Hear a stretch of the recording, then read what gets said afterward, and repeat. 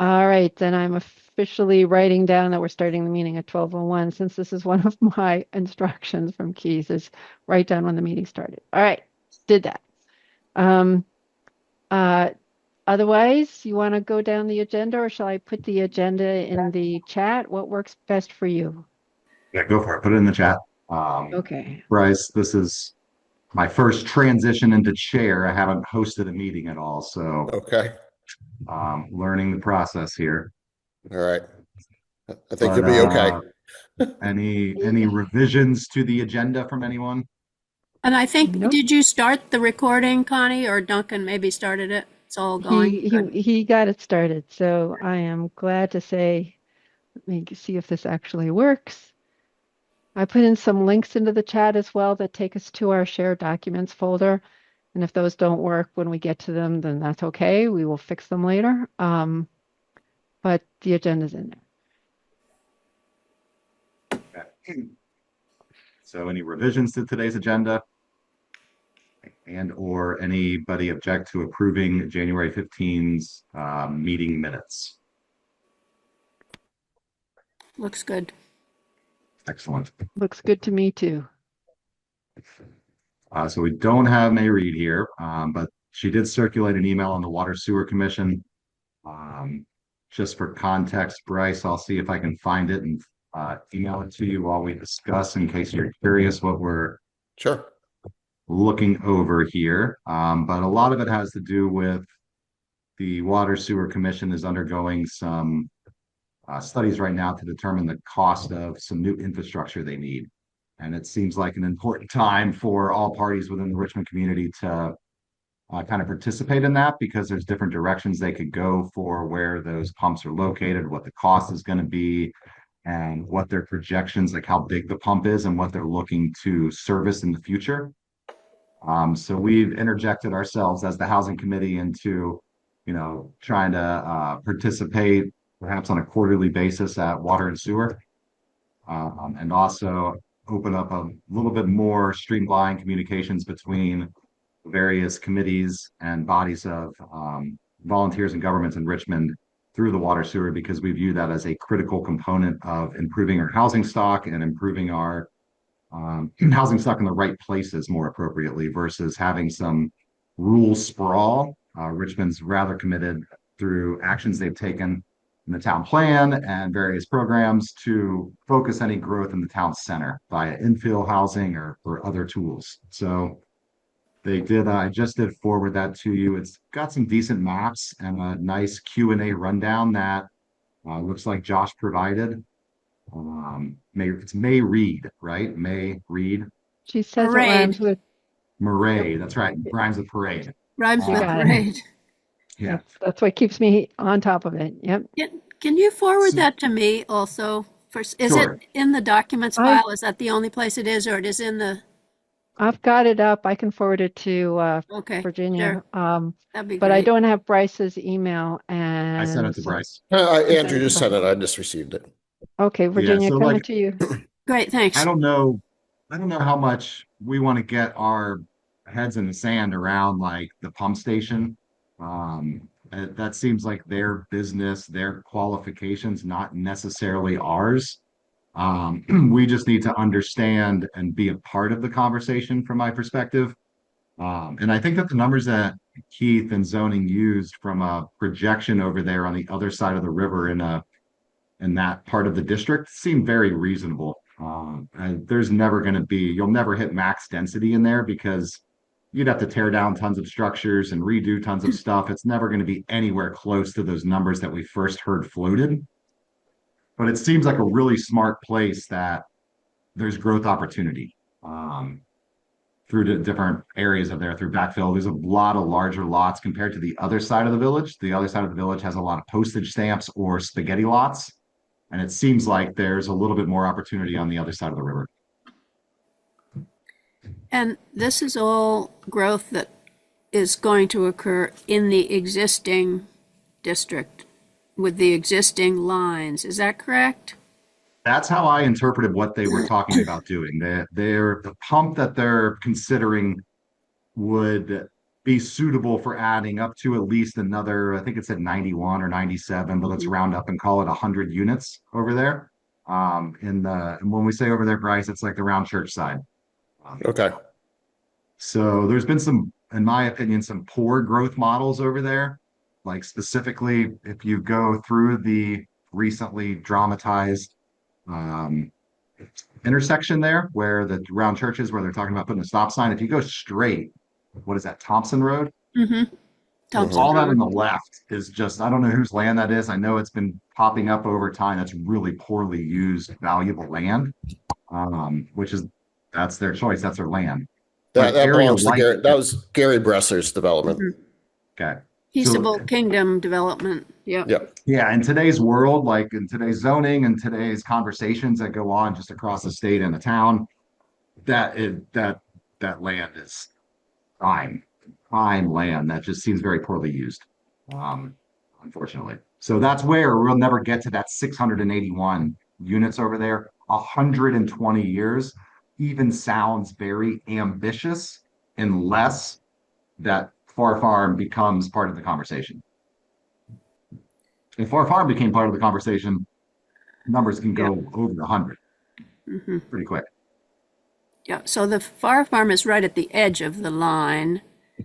Yeah, and they sent So us a map. So it's a nice, I like the depiction that they show. It makes a lot of, it kind of lays things out a lot more and a lot more clear, at least for me, about where all the current infrastructure is. mhm. Okay, I'll have to look at that. Yeah, it's in So one of those attachments I just sent to you, Virginia. yeah, the one that's good to digest, Virginia, in my opinion, is the black and red font with the back and forth that they had that gives us some Yeah. figures that we've been looking for a while, which is basically allocations that again reflect that even with a gateway expansion, if it were to ever happen, there's still enough volume for another 267 housing units. Okay. So we don't need a bigger well, the infrastructure needs improved, but we have the water and sewer allocation available. We don't need to beef things up as a community, I don't think, even having a 20 to 40 year vision because of the logistics around our opportunity with rivers and floodplains and stuff like that that take away a lot of our developable land. Mm. I think the most important thing for us as a Richmond Housing Committee, when looking at how we can interact with the Water Sewer Commission, is just the way that new allocations are approved. And we may just run into a brick wall over and over trying to see any progress in that department. But if I'm reading that email right, there's going to be a bond vote. Josh says that they'll be prepared sometime either November of 26 or March of 27. They could be ready for a bond vote. The bond is roughly 20 million, and they've secured 1.35 million in federal funding. So that's where I'm assuming that 20 million bond is taken down by the current users, and that's voted by them. It's not something that goes to Richmond voters. I think maybe the Richmond voters have to approve the bonding part. They're not going to pay, Okay, but they back it somehow. I see. They stand in that they will pay it eventually if something happens. So they don't pay the money, but they have to back I see. the bond. So They're basically a co-signer for the bond, yeah. for lack of better terms. Okay. So when we start looking at that, like that puts the responsibility on all of us, So it seems like there's a disconnect then, if that's how these things operate. It seems like there's a disconnect between what's good for the goose is good for the gander. What's the common good? And the common good is clean, drinkable water and sanitary sewer systems. And there's eventually will be so many failing sewer systems around our area, septic systems, more appropriately, that having the ability to have more logical conversations with Water Sewer Commission to expand lines and finding a way to absorb those costs through it be a larger share of the entire commission. Because right now they're going to eat this 20 million. Like if they had more forward thought and were more open to other communities participating in water sewer, you can add all these units of housing and spread this cost across so many other parties versus eating it now on drastically higher water sewer bills that only the users are going to face. We'll never be able to add more units unless it's strictly infill. Like those lines aren't getting extended unless it's an act of God, somebody that's filthy rich that just wants to throw money at it because they have to pay for it. So maybe an action item would be learning more from other water sewer commissions, maybe outside of of our own local one.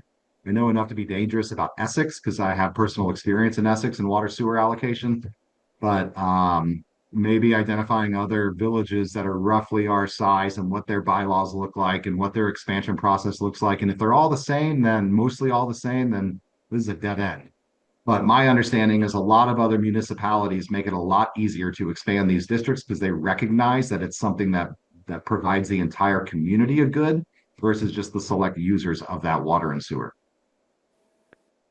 Andrew, I'd like to suggest that we continue this conversation also when I explain what I've learned from the CHIP webinars, Okay. because there are other kinds of opportunities depending upon what the water sewer ordinances or bylaws or whatever they are allow. And I think there's a tremendous opportunity out there that would need the support of the town and the voters or people living here to say yes to in order to really change the basis of how water sewer is supported.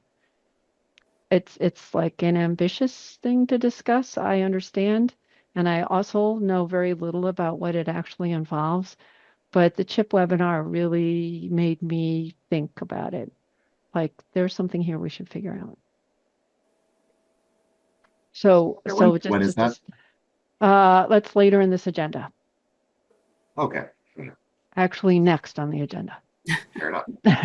To be like, here we go.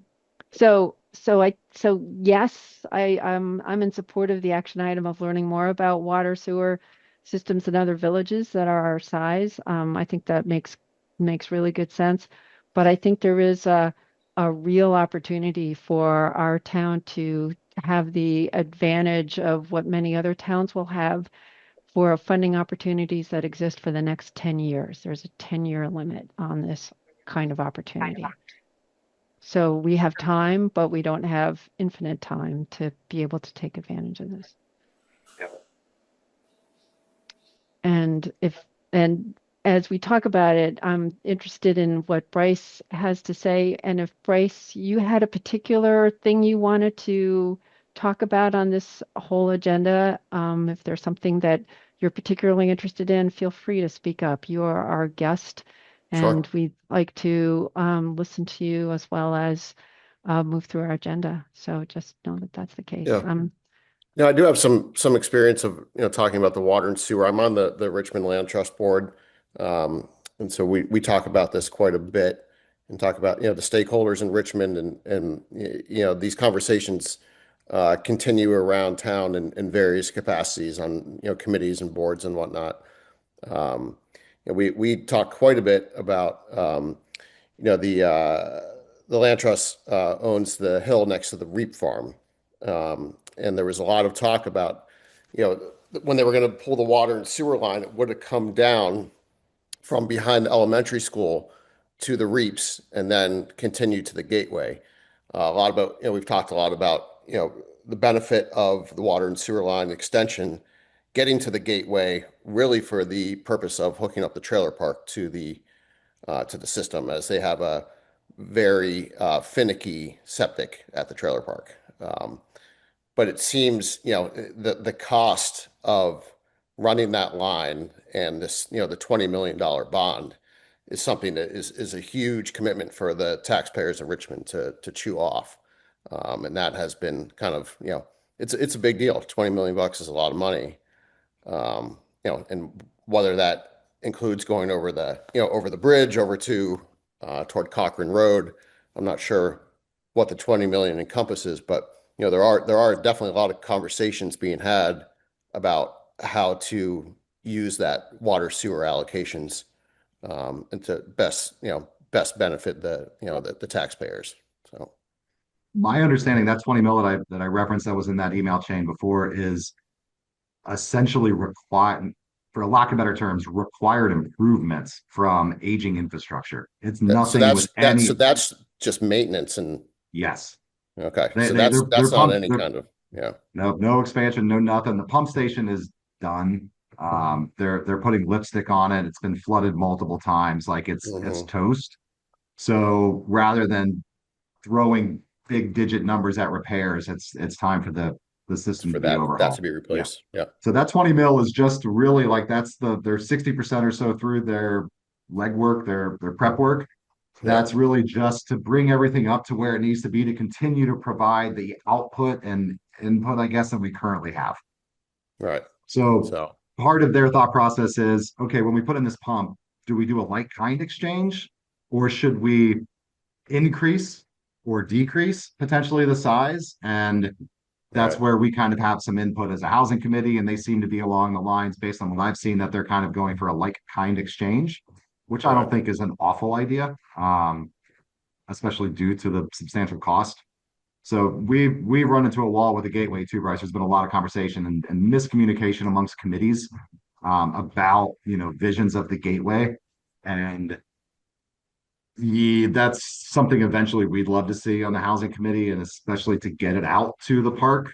Um, we kind of have thrown our hands up a bit here and allowed other groups to pursue that. We just don't make any progress on it because Right. we're an Right. advisory committee that doesn't have much teeth. Yeah. No, I'm looking at the map, of the Richmond Village boundary. I mean, a tremendous amount of this land contained within the boundaries in the floodplain. I Yeah, mean, a lot of this is undevelopable. And as we know, same thing with the farm fields. I mean, these farm fields that flood at across from the mobile, um, the stream behind the reefs jumped its bank, flooded Ashley Farr's 3 acres that are between the railroad tracks and Route 2. We all saw that in the last few years. So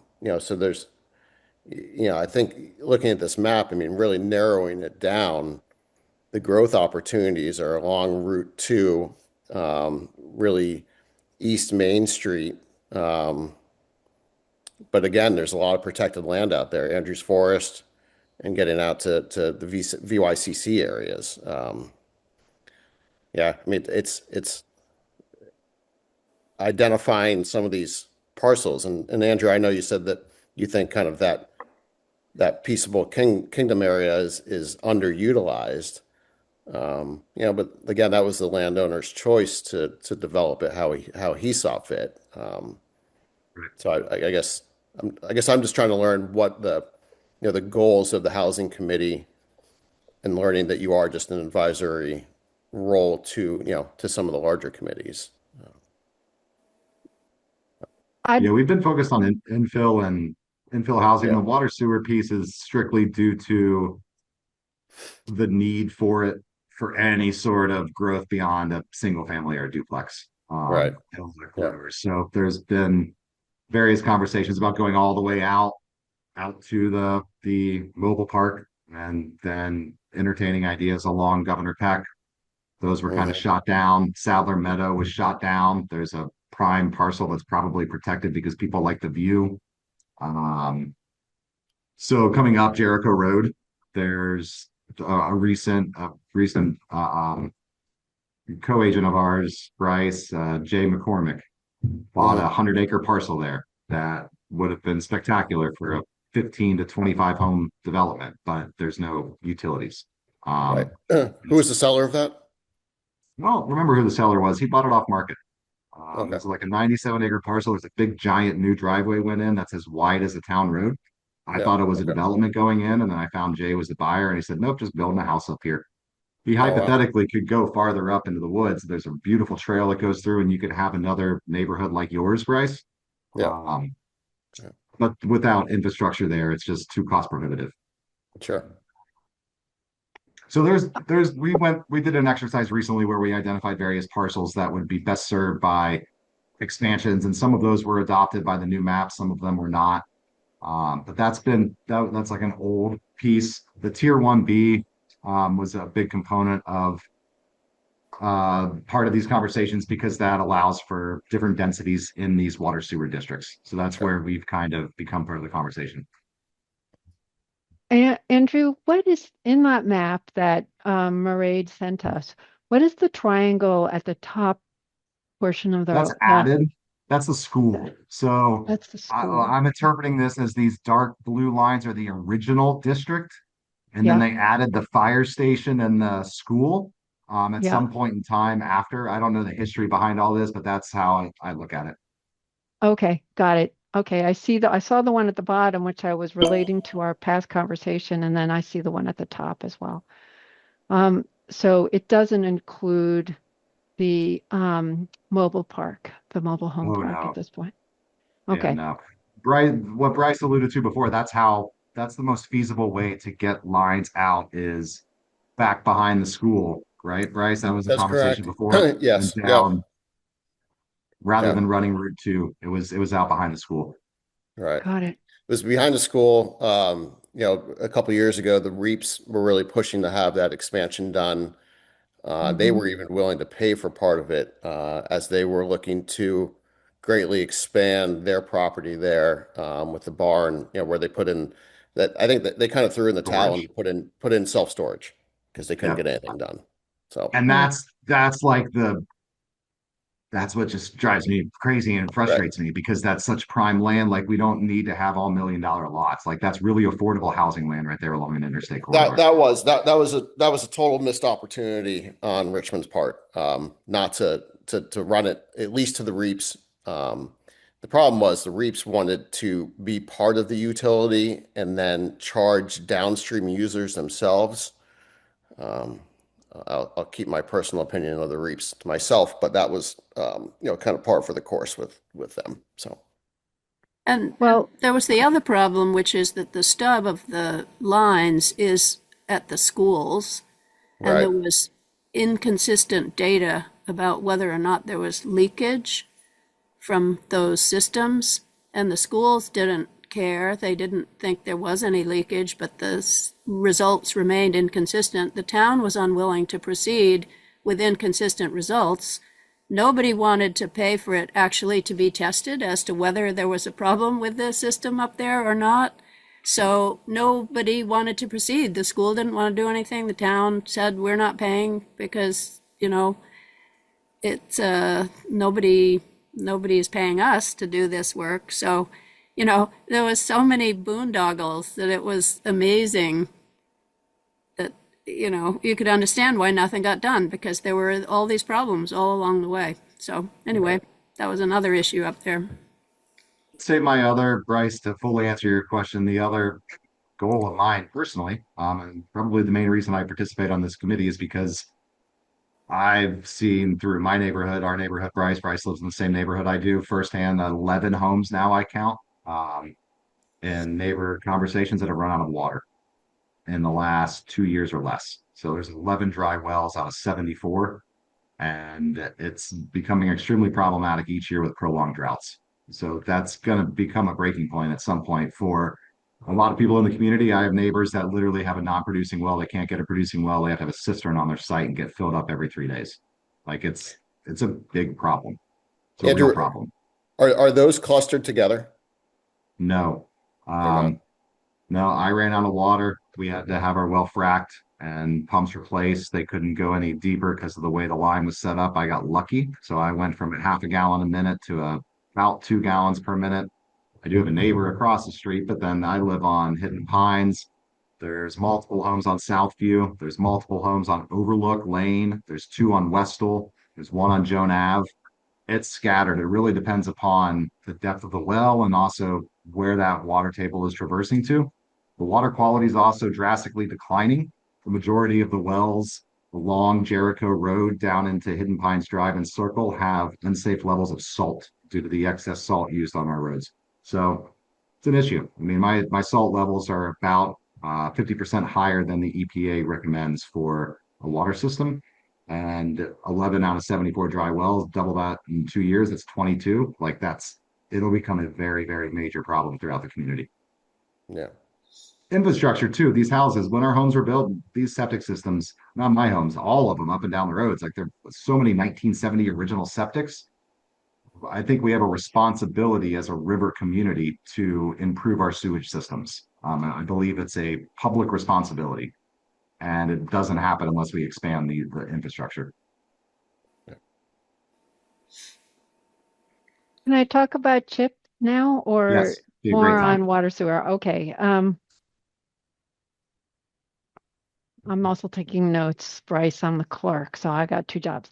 Okay. Watch over our water system. Okay, so there were three webinars, hour and a half each, sponsored by the state of Vermont, and they are intended to explain the law or the opportunity that the governor signed back in early January. And they put these three webinars together with the help of a number of consultants from out of state, like Ohio and Illinois, and places where the TIF, the tax incremental funding opportunity, has been in place for many years so that they could provide a lot of opportunities or a lot of examples of how TIF can work. Under CHIP, the TIF works a little bit more simply, and it is still the same idea as a TIF. Bryce, should I explain that more? No, no, I'm familiar with what the TIF Okay. is. Yeah. We talked about it a little bit last time when I had reported on the first of three webinars, which essentially said, oh, this is interesting. Let's look at this more, which is what we kind of came down to, in that the chip makes it a little easier for municipalities to go in as kind of the organizing point or focus point to find both funders and developers to essentially add more housing to the state's housing inventory. That's the entire purpose of this. A preference towards affordable housing, but there is an easy avenue for doing any kind of housing because just more housing is a good idea. So I sat through the next two webinars, which were January 13th and 15th. Actually, I just listened to them over the weekend because I was busy, but they had recordings, which I can provide to you too, as well as very nice PowerPoint slides, which I have copies of and can send to you. But essentially, what they were two more, I would call them infomercials for consultants who are interested in selling their services to communities who want to get access to CHIP funds. What that means is really good news because, as we know from our own municipal infrastructure, is that we probably don't have the staff in place to do all of the requirements that are necessary for conducting a CHIP kind of investment in order to increase housing. Those consultants, and the best example I had was the last person who spoke on the last webinar was the town manager of St. Albans, who explained how he used the CHIP funds themselves to pay for everything that St. Albans has done, which has been considerable. St. Albans is 2 square miles of a pretty, let's just say, formerly rundown commercial area where there were a lot of extra buildings that could be renovated. That was its biggest asset, is that it had a real need to revitalize its downtown community in that place. And they had lots of opportunities for doing that. What they needed was the know-how, and they could purchase all that know-how that they needed by using the CHIP funds themselves, as well as the actual material gain, like the infrastructure development for the CHIP funds. So this one person explained more to me than the other consultants had because it was really relevant to Vermont and used the examples that they've used that he was responsible for orchestrating. So this is like the Josh Arneson person in St. Albans, used TIF funds in order to help rehabilitate downtown St. Albans. Um, Obviously, the biggest difference there is they have a lot of space in their 2 square miles that can be used for housing. And since the whole purpose of CHIP, the H is for housing, is that they can really take advantage of this going into the future, and they plan to do that. They have, a lot of space they convert, and you can just tell that St. Albans has already practiced at doing that. the town manager said that he'd be glad to come talk to community groups or committees such as ours to explain how that might work relative to what our particular circumstances are, sort of like as a public service. But the most obvious piece is you have to have space that you can develop into homes or you can rehab. If you've got old infrastructure, like you have old office buildings on your main street and you could put more housing in those, then this is CHIP is one way to do that. So you can do redevelopment work or rehabilitation work on those buildings. And you can also build new stuff, but it has to be focused on housing, which is like what we're like the housing committee to do. So how you make that happen is primarily, and this is what everybody, including the town manager of St. Albans, said, is you create a community consensus on what you value. Do you value having more housing? What kind of housing? Um, who are you trying to attract? What is the vision of your community 20 years in the future or 50 years in the future or however far forward you want to go that everybody pretty much agrees to? And if you can create that vision and a consensus for what it is you want, then the rest of it is just a question of the mechanics of putting all the different proposals and plans and due process and all the rest of that together, which can be purchased using these funds. Um, his message from St. Albans was you can do this all without costing your taxpayer anything. And that includes work on sewer systems as long as that meets all the legal requirements that you have for expanding a water sewer system. It doesn't override existing laws. So how to do that is a different question about what are the brilliant ideas we could have about how to use it. But everything I've heard from this committee over the past, let's see, since 2020 has been, gee, wouldn't it be great to have a water system that reached more places in our community? We have a water septic, capacity for that, but we don't actually have the mechanisms and the funding to do that. And this is almost like saying, Richmond, if you can pull yourselves together and come up with a consensus of a vision of what you want to do, that people buy into, then you can get the money. You will not get all of that money from CHIP. This is an important point. You get like 85% of it or something like that. You will have to come up with other funding, but this mechanism allows you to pay for that funding through future incremental taxes that you wouldn't have otherwise been able to collect. So in the long term, it nets out to zero for the taxpayer, but in the short term, the municipality has to put up some money up front. So that is a piece of this. But it's, gosh, what was his name? I'll find his name in a minute. But St. Albans guy was saying municipalities have some of the best access to capital in this country at the lowest interest rates. You are good bets for banks. You can definitely get this money up front and make it work for your town if you put a little effort into it. So I was like, all the mechanism stuff that I wrote down about all the different plants and stuff that we have to write, that's all like easily available. And people are like primed to help municipalities in Vermont do this as well as in other states. This is like a big deal business. But if you don't have the space for it and you don't have the town will to support it, then it's pointless. That's the sum. That's my like bottom line to all of this. You need to have like a thing that you're trying to do, a legitimate project for which the goal is more housing. It can be small, it can be big. That's not the limiting factor. It's the space to do it, the place to do it, and the town will to support it. It's my quick summary. Was there any discussion about redevelopment and flood zones? No, we did not talk about flood zones. Okay.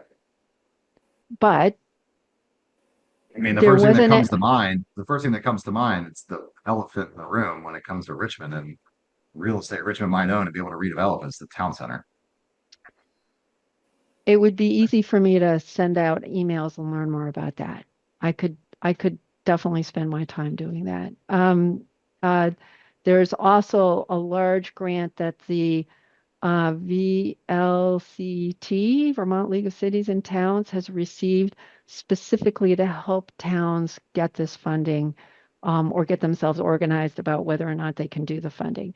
And I think Bonnie Weininger, sorry, Bonnie, if I just mangled your name, is a person who is happy to help us do that. And she had reached out to us previously, sometime like in November, when we had said we were interested in doing this, and I had posted it on our front porch forum. So, I know there are ways to answer those questions. And the flood zone areas, I'm sure have more complexity to them, but I wouldn't, nobody said, don't even consider flooded areas. Okay. So given that an awful lot of Vermonters have recently had flooding experiences, I would have thought that would have come up if it was a problem. But I can still probably reach out to Bonnie and say, Bonnie, can you help me make this a coherent question to ask somebody? And she'll help us figure that out. Yeah, I mean, it seems like a great way to resolve some of those hash issues to improve that decrepit building. You Well, just have to add housing. So then the other question is going to be mixed use. Can you have, some commercial, some yes, residential? yes, Okay. you can. You can. Although the funding gets more complicated because they don't want to overdo the commercial piece of it. And actually, St. Albans' recent experience of that is they have a building, sound familiar, that has two floors, upper floors of fully occupied residences and a bottom floor with fully vacant office space. So they have a problem to solve that, will resonate with many others. Yeah. But the point is that it can be done. You just have to pay attention to the details, and you have to follow through. So that's why. So that's a thing that we can do, is to help pay attention. We can't do it, but we can organize and create a consensus and say, we want a vision that the whole, I mean, this is my piece of the strategic plan, Bryce. I said I would support outreach to the community for whatever project we decide to do, and get other people in the community to help promote projects that are related to more housing, and particularly more affordable housing. So if that's a thing we want to do to promote, then I'm happy to reach out and ask questions. And I'm also happy to organize community related events to raise awareness is one thing, but also create a consensus to the extent that that's possible would be another. I mean, in many ways we can do that. And it's not like a rush. Yeah, this is not like, oh, we have to get this done by April 1st or something like that. We don't. This funding exists until December of 2035, or they run out of funds, whichever comes first. Imagine they'll run out of funds first, but there's still time. It takes time to do this, several years. So, It would seem reasonable to do some diligence around it. When you talk about a unanimous vision, you're trying to get a basic subdivision of a single lot into two, and I had people showing up saying it doesn't fit the character of the neighborhood and it shouldn't be done when it's a really simple subdivision. So that might be tough to compile a consensus. It'd be it, interesting to know if there's a consensus among starting at, Richmond government level. Everybody has an opinion about housing, all the way from the select board to the planning commission to the housing committee to the water sewer commission. What's it? All those bodies aligning would probably be a great place to start, I would think. Does anybody, Virginia, you serve on many different platforms. Is that a lost cause as well? Well, I don't know. The Planning Commission hasn't had much success in generating unanimous visions, even on the Planning Commission. So I guess I would probably go to the grassroots first, maybe, people, to get all the people together who would benefit from having water, sewer, your neighborhood, other neighborhoods. I don't know. I guess I'd start there. Yeah, and then the other question about CHIP is like how those funds operate. Is it maybe there's not at all, but is the recent redrawing of all the maps and those map overlays, is there an interaction between eligibility for CHIP funds and those map overlays in different districts? Like I can imagine they allocate funds to any district anywhere. It seems like they would have a focus, but maybe not. Virginia? Yeah, I don't know. I mean, those are primarily for Act 250 purposes, that whole new mapping system. So, and they were interested in reducing the oversight of Act 250 on the tier 1, either 1A or 1B areas. So whether those two systems actually overlap or not, I don't know. You know, the CHIP system and the Act 250 interest in allowing increased housing. I mean, I think the Act 250 process, my feeling is that they gave up on the oversight in the tier 1 area in exchange for having some increased oversight in the tier 3 areas. So, you know, Act 250's main concern has not been housing over its whole life history. They've had to kind of allow for housing, and they want the housing to be in the smart growth areas, you know, in the village downtowns. Obviously, that is helpful for Act 250's mission, is if we keep the growth, 85% of it, in the downtown areas. So the Housing and Conservation Board is more kind of balanced in a way, because they are interested in putting these two things together, housing and conservation. So those are folks who have been kind of interested more, I think, in the tier 1 areas. So I don't know, Connie, if you didn't hear anything about CHIP being possibly favored in the tier 1 areas, I don't know whether that actually is a thing. Didn't come up. Yeah. But again, it's a question. And I think asking good questions early. So we have a question about applicability of flood zones, tier 1 A or B. Um, um, so let me just back off for a second and say, sounds like this committee so far is like, oh, you know, is there another way to, you know, cut through the Gordian knot of the water system that can't fund itself without dividing the town into different points of view?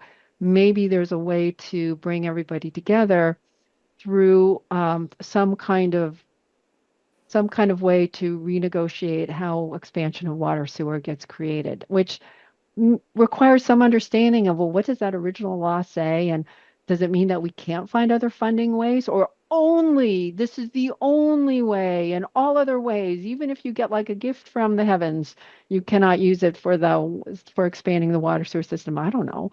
I think we should like find out more um, because the um, chair of the Water Sewer Commission, you know, made it sound like, oh, that's a stopping point. But is it? You know, a law was created, the law can be changed. You know, what is it that we need to know in order to take advantage of this opportunity to bring the town together over water and sewer, which, even if it's not a current issue for everyone, it would not be hard to help people understand how it's affecting some people now and how that can change in a time of increasing drought and changes in the weather. If we're not allowed to use climate change on any public documents, at least here's what's happening that are the experiences of real people in our community.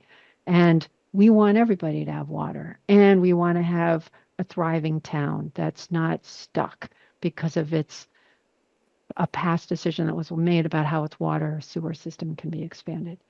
I don't think that's a hard message to create.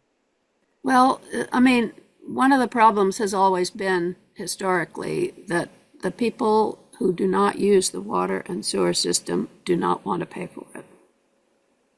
It's just, I mean, it may be Right?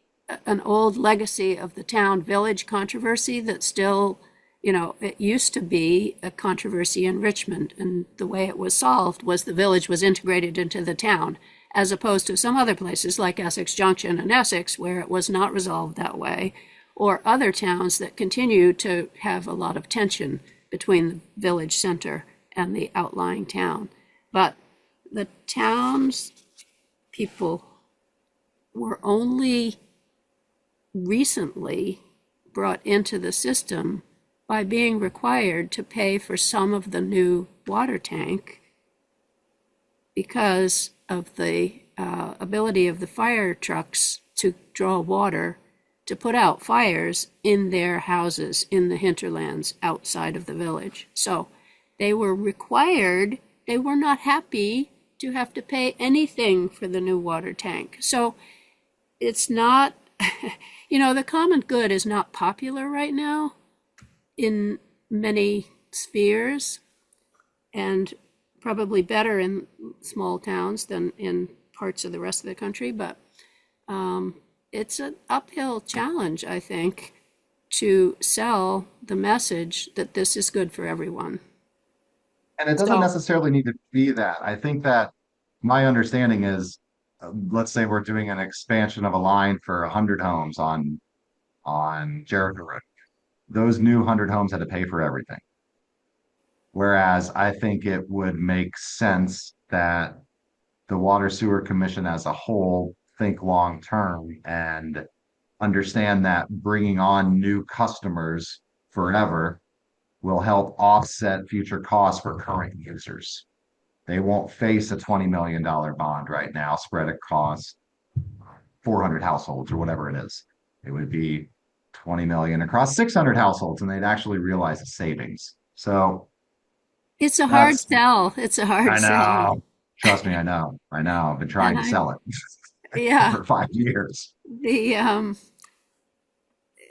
the fact that the 3-acre stormwater rule expenses have just come up is another sort of setback for people who just don't want any part of these systems. They think anyway. And we've explained many times to the Water and Sewer Commission that otherwise the few users who currently use the system will always be paying all these huge bills, these $20 million bonds. They will have to be solely responsible for that. And, that ought to generate some kind of empathy or something for those people, that people won't be able to live in the village at all. And that's where we want our housing to be. So, I don't know. I guess crafting the persuasive argument is the task. It's the task of all of these things is crafting the persuasive argument. So, Yeah. we're going to put Connie in charge of that. Oh, thanks. Andrew, I'm sorry. Yeah, I was just wondering, Andrew, do you know, Colchester is undergoing a big sewer expansion out Lakeshore Drive. Do you know how they're paying for that? My understanding is that there was a town bond, I believe, and that's why it took 30 years to get infrastructure in place. Right. I don't believe that it's only current users, because the grand plan is to continue to expand that system. And the main reason why Colchester voters as a whole were finally willing to bite the bullet is because it's impacting the water quality on the lake. And it's driving down values for everyone, not just people that are going to benefit from this. So they finally saw it took 30 years to sell the vision to them that it's the common good to have nice, clean water that they swim in. So that's how it's operating, Bryce. I believe it was a city or a town-wide bond. And it's going to continue to roll out. Once they're done with Lake Shores, they're going to come up Porter's Point, and they're going to go out into Mallett's Bay, and Colchester's the biggest geographical town in the state, so it's not going to reach everything, but they're really focused in that Mallett's Bay, Lake Shore. The Lake Shore area. If there was ever a town, if there was ever a town that needed that sort of infrastructure, it was Colchester. Having, municipal water and no municipal septic Sewer. was just wild for, for a lakeshore community. That's why it took so long, was because Yeah. everybody had to agree, because I don't believe homeowners are required to tie in. Okay. So they have an opportunity to, but they're not required to. Hmm. So, but they're still paying for it through their taxes. They can't necessarily require everybody to, some people put in brand new $50,000 mound systems in their front yard 5 years ago when they didn't think this would pass. So Mhm. a lot of people are tying on because they don't want to pay for that $50,000 mound system because they're on the water, and on the water, the state's got different regs, and you're not putting in, a normal, you're putting in high grade, inspected every year type filtration systems for theirs. And along the river where we are, a lot of in Richmond, I mean, let's not kid ourselves. I smell the town often after a nice heavy rain. Like there's some failing septic systems all around. So in Colchester, the developers' new lots, the systems are not being paid for by the developers who have been identified or the parcels. This has nothing to do with developers. This is This is all of a the town thing. lakeshore corridors. It's They're finally putting in the infrastructure to serve current infrastructure. Hmm. I it's would only imagine around the it's, lakeshore. It's basically yeah, it's Mallett's Bay is yeah. that area. I would imagine if somebody goes to build a house now on those utilities, they will be required to tie in. They're not going to have a choice to do a drilled well and private septic. They'll be required to tap into the lines for Mhm. new construction. Mm. Um, but existing owners, I do not believe they're required to tie in. I think they get a break if they do it now. In the future, it'll be double the cost. Mhm. Yeah, yeah. It wasn't all of Colchester. I mean, we have So, a development coming online there that's 24 units and it has a private system. So Where's that? off of Church Road. so I'm thinking of our previous action item, which is learn more about water systems in other villages of our size. As a as a next step we can take, getting more information about what CHIP actually does do with respect to land in our particular town, flood zones, how that works for the new changes in Tier 1A or B. I'm gonna work on some language to Bonnie, and I'm gonna ask Virginia to check my language to make sure it actually makes sense when I before I email her. But the development of a long-term persuasive argument is based on understanding some of these realities. What are the alternatives and what is the relevance to Richmond? And I think that could be a piece of our work going forward if this is where we think our most important pieces lie in terms of our next step. Is that a reasonable kind of summary of what we're saying, or have I missed something? Yeah, Seems reasonable. sounds I good. mean, The place to I, start. I'm Okay. happy to I'm happy to do the diligence across a few municipalities with contacts I have on other water commission bylaws Yeah. for expansion and addition. That's not a problem for me. I don't know that I'll have that done by a March meeting. I'm out of town for the next 2+ weeks. Mm. That I could Okay. have that completed by April. That's Yeah. by I'm April not sounds sure good. that the requirements about the bylaws are the problem.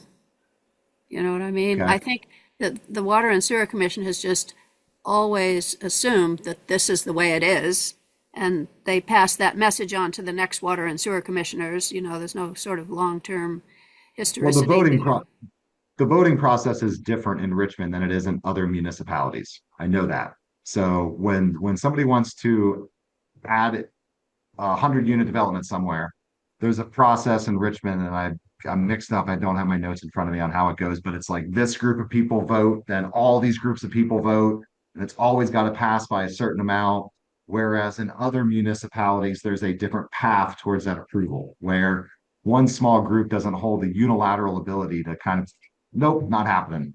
It's a bit more of a utopian vision in some of these municipalities. And to Connie's point, what if we had funding for expansion? Can they still vote no, just to be brats and say, nope, we don't want those people to get water sewer, even though we have $7 million to pay for it? No, Water Commission said we don't want to add anybody else. there could be a world where their bylaws say under no way, shape, or form can any users be added to, can any lines be added without X% approval from all current users. And it has no language about who pays for it. It just says they have to approve any new line, not even the cost. They just approve the expansion. So that is we'd be wasting our time chasing chip dollars to expand lines if the water sewer commission users could just vote it down. Then we have to focus truly on grassroots education, like, hey, did you know that even if I were going to pay for all this, you still can't do it? We can't do it because you guys have to vote yes. That seems like a counterintuitive approach to uh, um, Well, a housing that crisis that we have to address. that is part of the, persuasive argument task that we have. What is our next step with respect to the Water Sewer Commission? What should I see what you we did. go back to them and say, help us understand this, or did you know that, or whatever? I mean, I don't know that, again, like I said at the beginning, I don't know how much we need to be trying to wrap our heads around logistics and engineering around the sewer systems and water systems. Like that's their forte. Yep. Like the only thing that, and I think that they're on the right path. So I don't know, again, how much headspace we need to allocate towards it because they're planning for future growth in the Stone Corral Round Church area. So they're not short-sighted and saying, now we're going to add 10 units. They're thinking 100 units. So they feel like they have the right vision. I truly do believe it's more about how do we avoid another REAP situation where we have an opportunity.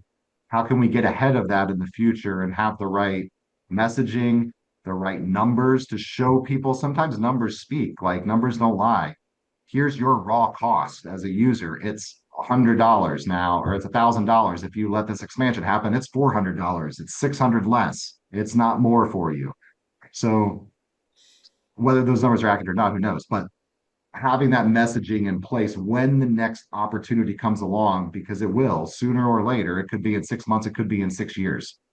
But having our brains around the CHIP program, how expansion could work, where the money can come from, and how we can present that messaging at a water sewer meeting and to the general public of Richmond, that would be a key piece. I don't think we're going to be able to solve anything without the opportunity presenting itself, but being prepared for the opportunity is what we need to focus on.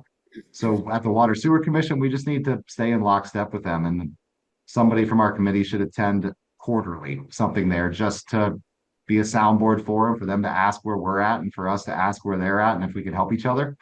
And I think if we play nice with them, eventually we might get something we want from them, where maybe I would think that their commission leaders have some influence over their users, where if they say we think this is a good idea, it might swing enough votes where it makes sense in the future. Well, there's a lot of stakeholders. I mean, there's the mobile home park and that whole community of people who make their own decisions in their own particular way. Every single group of stakeholders, if you like punch them together, the people in the town, the people outside of the town, they each need their own persuasive argument. It's not one argument for everybody. And the Water Sewer Commission is clearly a group of stakeholders. So is the select board. So is the planning commission. So we have to figure this out. Like, what do you care about? And what is the best sense that we can make out of the rules and how it works? And we have the support of some organizations to help us figure it out, like the League of Cities and Towns. So I think we have the beginnings of a nucleus to be able to say this is what we can get organized around and help people understand, knowing that we're on a steep learning curve as well, and that there's more, and that there will continually be more questions we don't have answers to, and we have to say, great question, let's go stop and figure that out. The message from the TIF and CHIP presentations was, above all else, be transparent. Make it clear that what you're doing is open to everyone, that you're not having that, I mean, you're having meetings, but you're not having meetings and not telling people what those meetings are about. So going to the Water Sewer Committee, they've invited us to show up quarterly. Is it and I think his name is Morgan Wolliver, said, "Oh, you can have 20 minutes once a quarter. We should be like yes, let's take that 20 minutes and say, here's the piece that we're now working on. What do you think? What are your questions? What should we make sure we're doing right? What else do we have to learn? And do it with. So it isn't a presentation too. It's developing the presentation with the Water Sewer Commission and anybody else that's trying to help figure out the future of Richmond and how it's going to grow and thrive. I mean, what's not to like? So other than how the questions get answered, which some people won't like and some people will like. Um, so so can we so Mairead is not here and she was being sort of the lead person on this and you know, let's let her have her time with that she needs right now. She's I think indicated that she wants to stay on the committee, which is great. And I did want to make sure that we each check in with each other because Duncan had sent out that call for are you staying on the committee or not? So I'd like to have a chance to talk about that and recruitment if we could, because I know that's important. But is there someone who would like to, in Mairead's absence, or maybe several of us go to the Water Sewer Committee on a commission meetings on a quarterly basis and just begin to get smarter about that? So, Andrew, is that something you're interested in doing, Yeah, I mean, or I'm happy to participate along with Mairead and everybody else. It's all, they have a lot of meetings. It's all calendar dependent. I don't know, like right now, I can't pick a date that I can go. I don't know if they have them all set, but I'm happy to attend those on a periodic basis. Yes. okay? And I'm willing to be a backup if it turns out neither you nor Mairead can make it. I'll be your backup. Show up and say what I think we've all agreed to, and keep working on that. Okay. Yeah. Okay. Um, Okay, so action items, learn more about sewer systems. Andrew's going to look around a little bit and perhaps be able to report back to us in April. Water Sewer Committee, Andrew and perhaps Mairead attend meetings on a quarterly basis. Andrew, do you want to reach out to Morgan Woollever or do you want me to do that? I know you're busy, so I can reach out to him if you'd like me to. Sure, if you want, if you have his email, him or Yeah, her, whichever that is, email and just add me to it. yeah. I'm splitting town tomorrow, so I'll be out of the loop for a little bit. I will But I'll be I will available on email email. Morgan. Okay. Okay. Yeah, I'll email him. That's I know I think I can find his email So you're address. going to email him and tell him that we're interested in coming quarterly and And when would he next like talking that to be? about what That we're doing. yeah, I'm not going to explain an agenda item or anything. I'm just saying that we'd love to be part of the quarterly meetings. And could he send us an agenda, a time schedule we could show up for being part of the agenda? That's an easy one. Okay, action items that followed up under Chip is I'll contact Bonnie about beginning to answer some of our questions, and maybe we'll get a contact through the Vermont League of Cities and Towns to be able to help us with that. And then we have this longer term goal about persuasive arguments. I think that's a ongoing conversation. We don't have a specific to do. All set with that agenda item? That seems like What's plenty that? for now. Okay. Yeah. Yeah. And then I think there's something still, Virginia had some short-term housing details to share today. Rentals, Oh, I think. no, not really. There's nothing to say. The planning commission decided, I guess, they didn't want to put that on the short list of things to do. So, in fact, they thought that this would be something that the housing committee could do, would be What do they want done? what? What are they like looking to accomplish or want done, or what did they put off? Just Oh, talking about it, or yeah, deciding whether or not to make regulations. So we have talked about the short-term housing, a short-term rental problem before. Is it a problem in Richmond? Some people think that this is making regulations about it would be solving a problem that doesn't really exist. Other people think it would be proactive to make regulations regarding short-term rentals, which will likely increase. So the decision was not to do anything about it until we know whether it's really a problem or not. So what they were interested in the housing committee doing is finding out, is it a problem in Richmond, which seems to involve a number of components which weren't really discussed that much. One is, does it happen? How many people are doing it? how to decide whether or not it's a problem is difficult. To decide how many people are doing it is a component to that. Like if there are hundreds of short-term rentals in Richmond, then you could imagine that it was significantly impacting the housing situation. If there are only 8 people who are doing it in Richmond, or 12, or I don't know, what's the dividing line between it being a problem and not being a problem? So that was what they thought the housing committee might want to do, is to find out how many, both in the winter and in the summer, how many people are doing short-term rentals. Another thing that I suggested that they might want to do that nobody really wanted to do was to see how the regulations are faring in other towns. In other words, in Burlington, there was quite a lot of discussion about this and some lawsuits and so on by the Short-Term Rental Association, and what can you or can't you do. Our original plan several years ago when we talked about this was to try to limit it to personal houses only, not investment properties that were purchased for the sole reason to be short-term rentals. We never got anywhere with it. Nobody really seemed to think it was a problem. So that's the story with the Planning Commission and short-term rentals.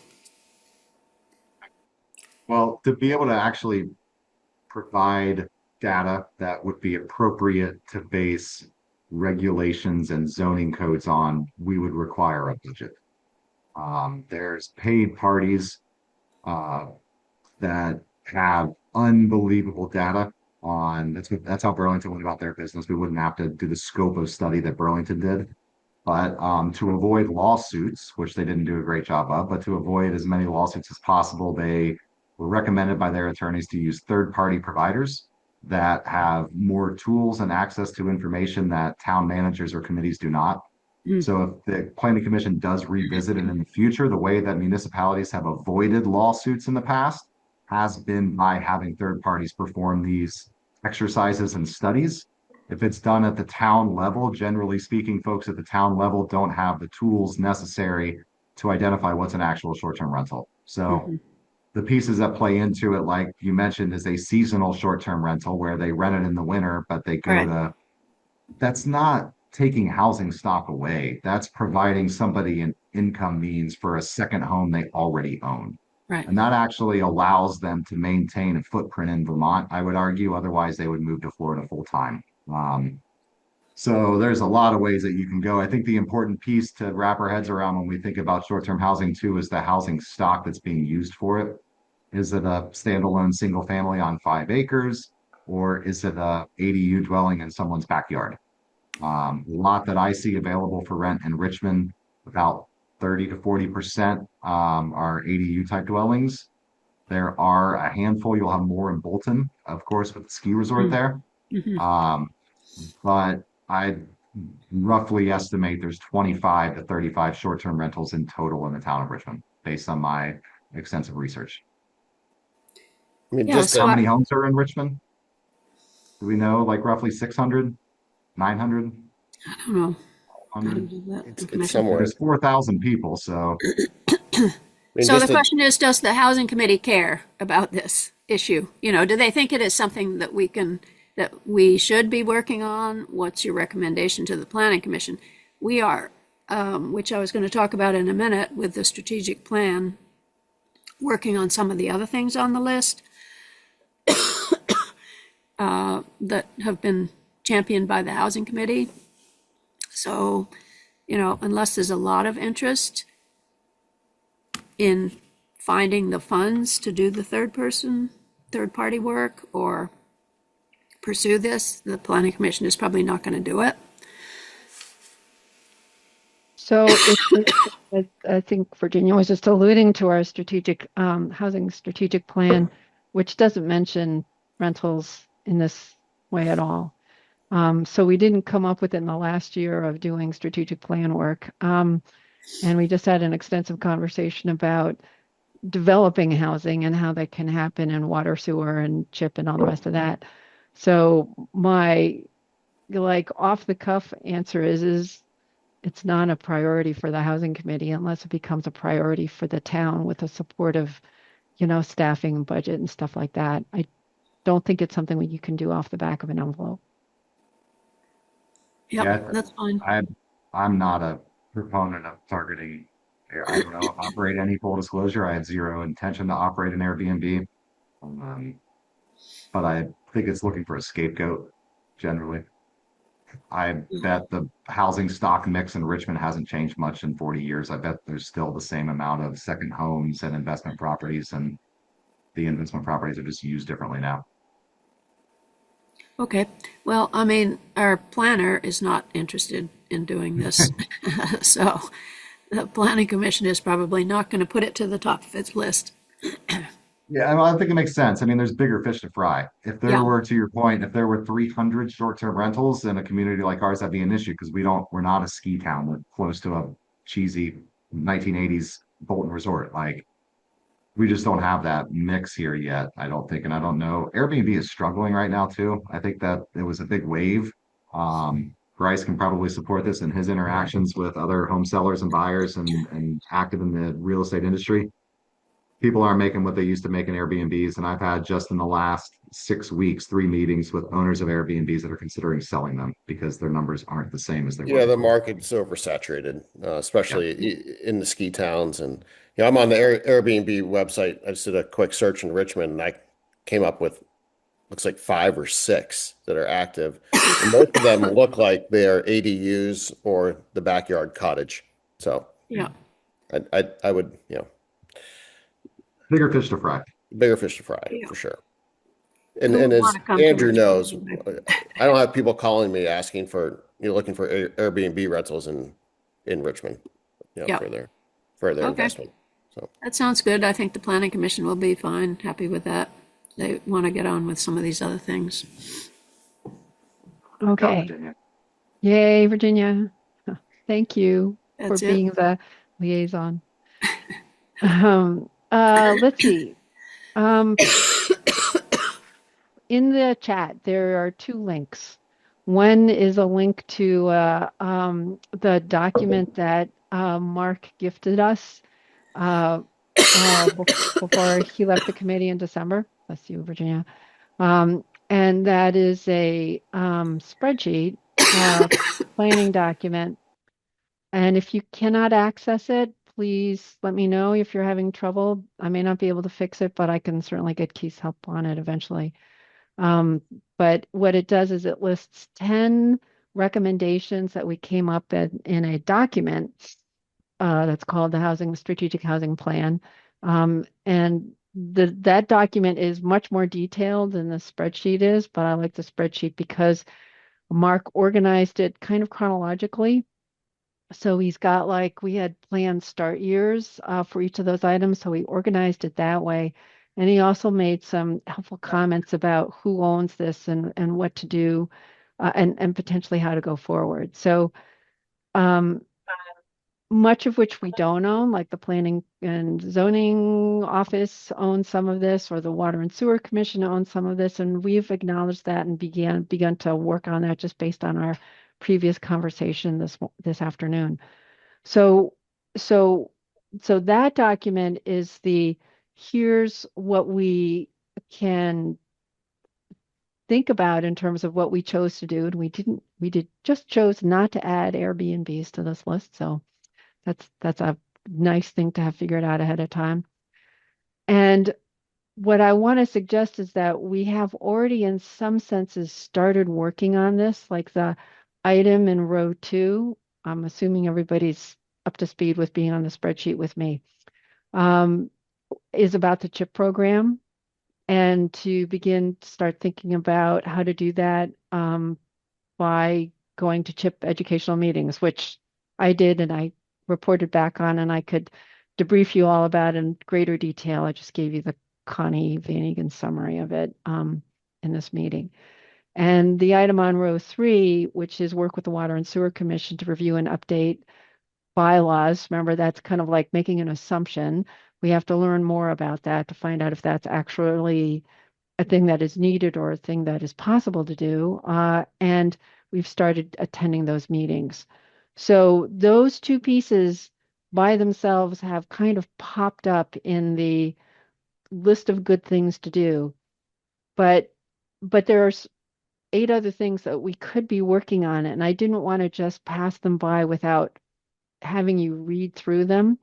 So if in column A, you could read from row 4 down to row 11 and just take a couple of minutes to do that right now, since we've only got 15 minutes or so less for this committee meeting, and just see, is there anything else that needs our attention now rather than,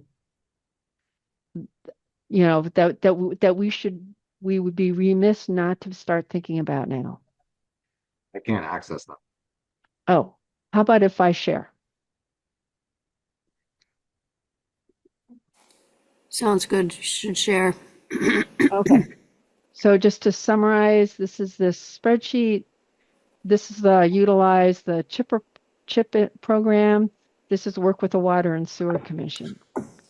I think I can get almost all of this onto a page. Darn it. It's kind of small. All right. Let me make it bigger. Start here on 4 and read down through 8, and then I'll roll it down when everybody says good.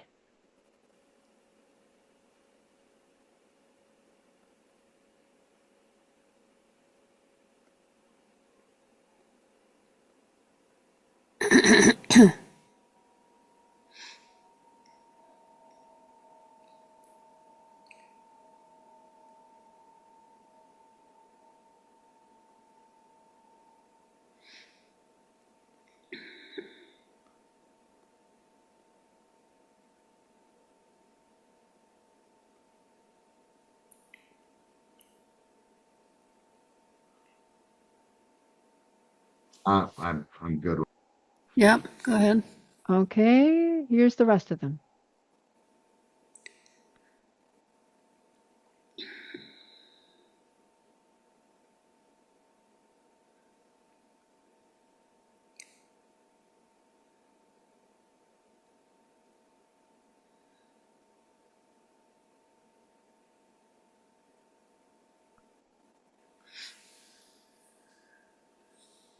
Yeah, there's a lot of things on there we don't have the bandwidth to complete. I would say right now, based on our small staff size, um, that are very future planning, like number 10 sounds great. That's not anything that I think that we would want to heavily focus on right now. Um, Well, I think think about the possibility of including a master plan for the gateway in a chip proposal. it'd be awesome. Yeah, When I think of master plan, I think engineers and I think money. exactly. It's like So if part of the chip opportunity was to extend the water sewer line out through the mobile home park, assuming everybody thought that was a great idea, went along with it and supported it, and that is a chip project. That project is also about the gateway and a master plan to support the future development of housing for the next 20 to 30 years would be absolutely in line with what CHIP is intending to fund. So I think this comes later, but it might not have to wait to 2028 for us to say, can we even consider this? It might be something that gets folded into a chip plan that's organized around extending water sewer out to the mobile home park. Just saying. I That's a agree. possibility. I guess I was under the impression we were looking at things that we're focusing on the next 3 to 6 months to make sure we're not Yes. letting anything slip. Is that right? Okay. Yes. I agree with Yeah, I that. mean, So we need the 2028. pieces. We need the pieces for that, the chip understanding and the water and sewer understanding and all of those kinds of things Yeah. first, I think. Yeah. The Planning Commission is working on a couple of these. We're working on the village commercial district to allow housing. So that's something that is in the works. We are not talking about expanding the current density bonus program to all zoning districts, although we might, as we're working on each district, like the village commercial district, consider expanding it into the village Village Commercial District. The building heights question is something that we're interested in. It needs research into the fire insurance question. In my discussions with Josh about this, if you have a certain number of buildings over a certain height, over 3 stories, and you don't have a ladder truck, you have to have an agreement with a neighboring town that is within 5 miles. It's unclear what that 5 miles is. Is it the borders of the towns are within 5 miles, or is it the buildings are within 5 miles of the fire station? Anyway, all of that needs research, because apparently your fire insurance rates go up if you have high buildings and you don't have a ladder truck. You don't need to have a ladder truck. You can have an agreement with a neighboring town. But so a bunch of research needs to be done on that question. So whoever wants to do that, if the Housing Committee wants to do that research, that's fine. The Planning Commission is sort of thinking about doing that research, but we may be caught up with these other things we're doing. We're also working on the revisions to the planning and zoning, including the major and minor subdivision question, which brings into question revising the whole subdivision regulations, which are very old and need revision. So anyway, so those things are in the works, and we may come to the Housing Committee to ask for help, for instance, with the ISO rating, the fire rating with the tall buildings. There's a lot of confusion about it. It's like working with the railroads. It's almost impossible to work with these people who are in charge of these regulations, and they filter down through each insurance company. So you can't really tell whether your insurance company, what they're going to do with your particular rating. Anyway, it's very difficult to get actual answers. Are there any of those items that you just rattled off that are the highest priority, or are they all kind of lumped together?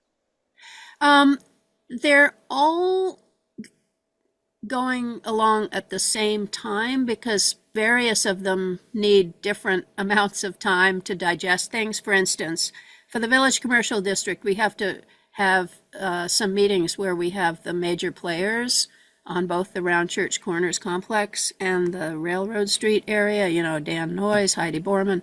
We need to have those people come in to be at a meeting. So that is scheduled in advance. So while we're doing that, we might be doing something else. So they're pretty much all of equal weight at the moment, except for the height one, which we haven't decided how much weight to give that. It kind of depends on how much of a block in terms of getting information we run into. But do you have any suggestions as to which? Subdivisions. My personal experience recently has been subdivisions. Yeah, well, we definitely, the subdivision regulations are a mess. They should be in the zoning regulations anyway. We want to have it as a portion. So we're looking at some other towns, how they divide up their major and minors, and that's going to be that's probably one of the easier parts of revising the subdivision regs. We have, as you might remember, you might not know, but we removed the master development plan requirement from the zoning regulations, but it still exists in the subdivision regulations. So that needs to go. We replaced it with critical permit conditions based on legal work that we did. But anyway, that all needs to be translated into the subdivision regulations as well. Yeah, it's been pretty tough. Rather rocky road working with Richmond zoning. Yeah, well, we do have a new zoning administrator. There's always going to be a learning curve there. So Yes, streamlined. I got in trouble for using that before, but oh boy, does it need streamlined. yeah, I well, was right. we try not to use the word streamlined because it means so many different things to so many different people. So, but we, just trying to make them more usable and comprehensible. And So anyway, is the Planning Commission working on this one too? The Planning and Zoning Office zoning and subdivision application forms and all the rest of that? Or is this a Um, housing committee project? I think that's a planning, planning and zoning. Which one are you looking at? This one, right here. So, Oh, revise the forms. Yeah, well, we haven't really started doing that. I mean, we have to revise the subdivision regulations, and um, we have a slightly more willing participant in the new zoning administrator to participate in this process. We've had a lot of difficulty in the past working with the DRB and the zoning administrator that think that they don't have a place in developing the regulations. Anyway, it's a long story. It's politics, local politics, but we think we have a slightly better setup going right now. Maybe with working amongst the whole planning and zoning department to make these improvements. So no forms as yet. so as a committee, I know we're wrapping up in just a second. Is it fair for me to say that row 2, which is the first item on the 10-item list, is a high priority? That's the CHIP. And so is the Water and Sewer Commission a high priority. And the rest of these, the zoning and subdivision regulations, density bonus plan, the reworking subdivision application, are planning commission items that we can assist with if the planning commission has a task for us. And that And is that and we is should that fair? participate. Like when these things might end up on the agenda Yeah, at the planning commission, one of us should attend the meeting and just provide our 2 cents as a public comment, not necessarily even on the agenda. Just make sure that we're heard and hey, like the housing committee supports this because of XYZ. yeah, that's good. And, I mean, things like investigating the problem with the fire insurance with the extra height, whoever's got the time and the person power and the bandwidth to do that is fine. I mean, neither this committee nor the planning commission has a lot of members who are running out there to do extra research on these topics, so Yeah, I have an excellent partner that could probably give me that answer as soon as I walk down to his office off this call. yeah, well, anybody who would like to find out about that could help with the additional height question. We've recently found that both the Bormans of the Round Church Corners complex and Dan Noyes are more amenable now to having housing. They have always been opposed to having any kind of residential uses in those commercial districts. They feel it is hostile to commercial uses, but they are both contemplating turning their properties over to their children, who are more interested in options.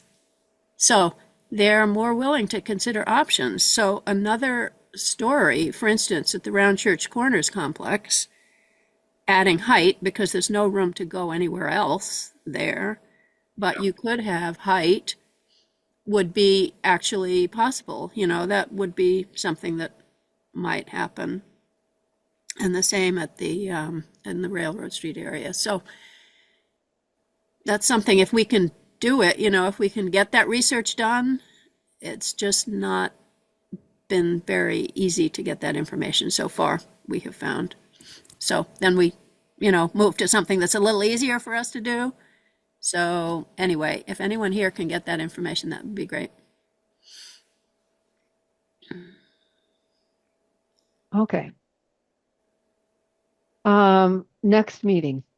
Oh, and No. then Connie, there is your Yeah. persuasive argument, your outreach question, which I am hoping is always circulating in your mind when we talk about these issues.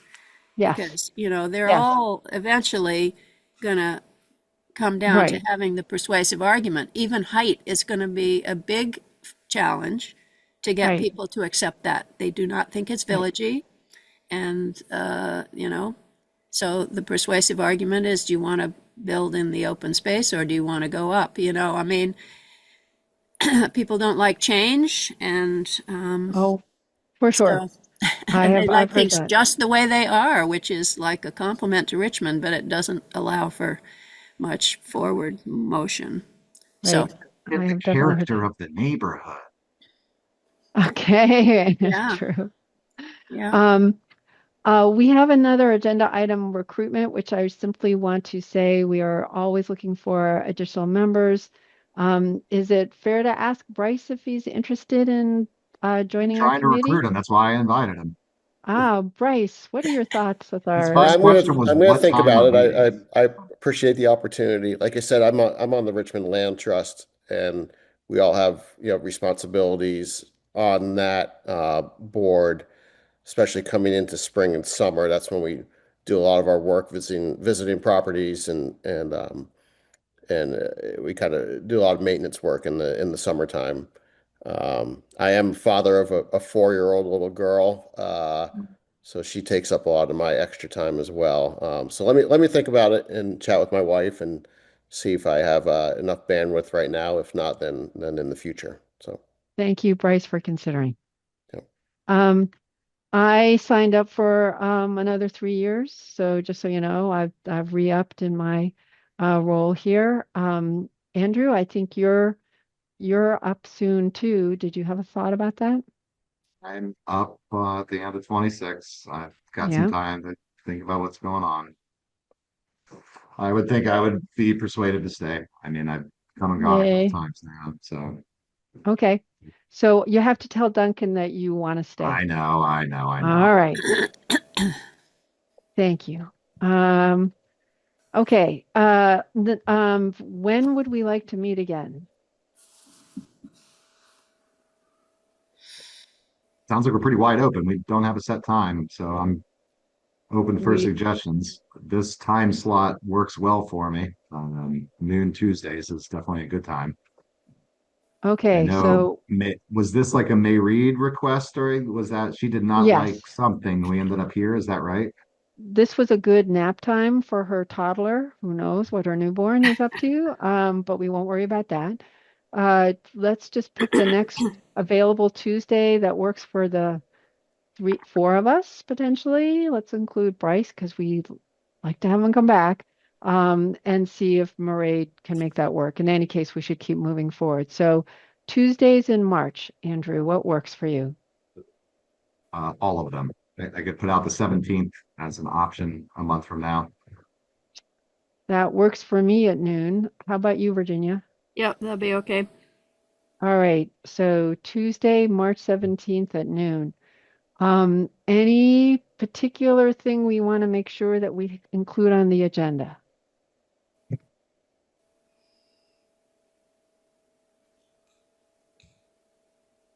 I can give you an update shortly before whether or not I'll have an update on the my research I do. I just can't commit. Not 100% sure I'll get it done prior to that date. Mm-hmm. It's all a matter of how quickly people get back to me. Yeah, that's fair enough. Um, I I'll can have enough. update you on the planning commission, what we've done with those items that we talked about. That's great. And I will do a follow-up on Vermont League of Cities and Towns. Vermont League of Cities and Towns. Okay. That sounds like a good meeting. That sounds like plenty. And I know that we can come back and look at the strategic planning list that we have. Um, Andrew, you said you weren't able to open that up. Yeah, it wanted me to log into like a Microsoft account, and I don't have one, so I'm not sure what that was. You don't need to actually log in. You need to know which email address Keith sent that original permission to, and I see. then you enter that email address. It sends you a code to that address, and then you put the code in. So you don't need an account.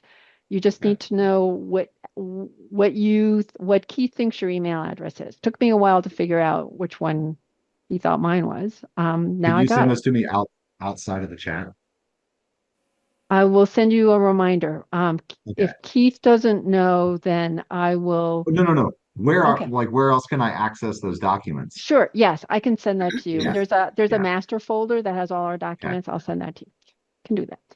Yeah, Okay. would be good to, I have trouble getting into those Microsoft ones as well because I have Okay. a few different Microsoft accounts. So I don't know. I will send you the same link, Virginia, and then we can work on it together, okay?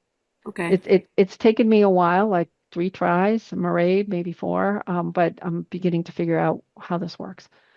Sounds Okay. more complicated than it It needs to it be, maybe. maybe, but Microsoft is a thing, so we'll figure it Have out. a Microsoft account for every committee, Virginia. Right, you just need to know Uh, which email address to use if you have more than one. All right, we have a meeting time and date. Shall we adjourn? Adjourn. Yay. Sounds Thank good. you. And thank you, Thanks, Bryce, Bryce. for coming. Thank Really, you. thank you. Nice to Okay, meet everybody. Yes. great to see you. Bye-bye. Thank you. Take care.